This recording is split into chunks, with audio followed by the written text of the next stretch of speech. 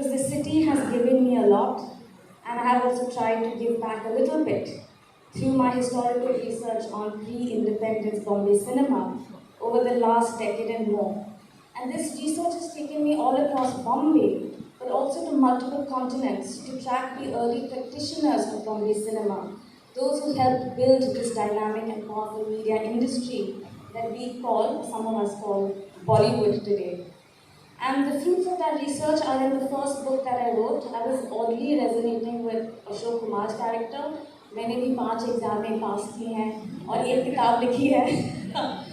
So that first book is called Bombay Hustle, Making Movies in a Colonial City. It came out in 2020. And in that book, I was very specifically interested in the material practices, the techniques and the labor that went into the creation of Bombay cinema as we know it, and the practitioners, what I call cine workers. That's not just the stars, not just the directors, but the many, many technicians and talents that it takes to make a movie.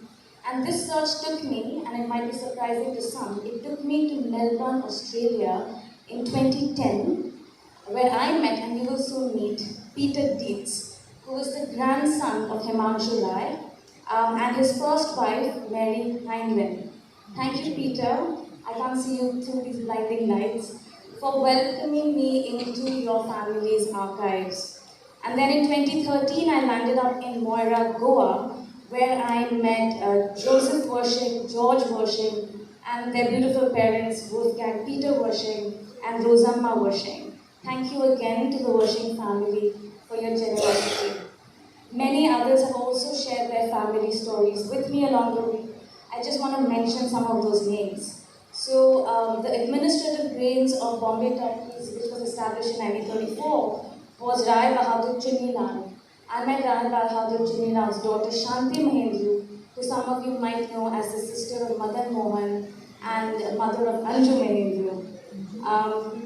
I also met Colin Pal, who was the grandson of Niranjan Pal, who was a screenwriter for Bombay Talkies, and an anti-colonial radical who really believed that cinema could be a force for political and social reform.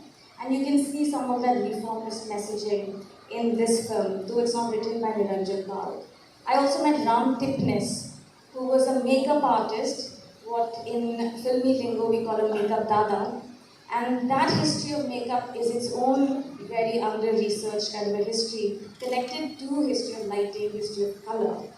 But this research showed me how complex the history of Indian cinema is, located across multiple cities, even continents, and made up of thousands of people.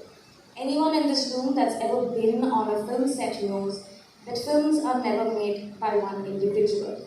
We all know that it takes a village to raise a child. I really think it takes a city to make a movie. And this brings me to the book that we are launching, again, a Bombay launch tonight. And I just want to read out something that we've written in the blurb for those that might not know the whole context. So it's a very interesting photo anthology, and it brings to you some never before seen, absolutely unprecedented behind the scenes production stills that many were shot and all of them collected and archived by Joseph Worshing, who was the cinematographer of Bombay Talkies. Bombay Talkies was founded in 1934 by a husband and wife duo, Himanshu Rai and Devika Rani, who had previously worked and met in Germany. After the Nazis' rise to power, the largest German film studios of the day were taken over for propaganda purposes, which restricted the creative freedoms of filmmakers.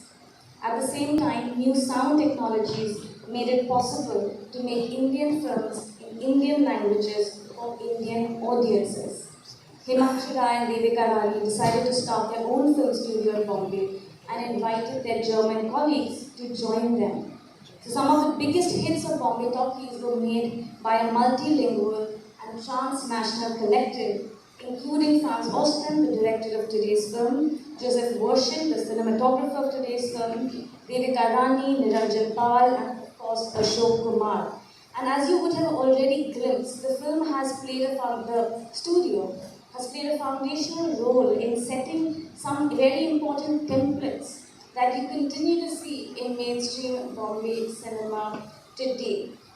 Um, I won't take up all of the time this evening, but I just want to point to something that Rahab also pointed to.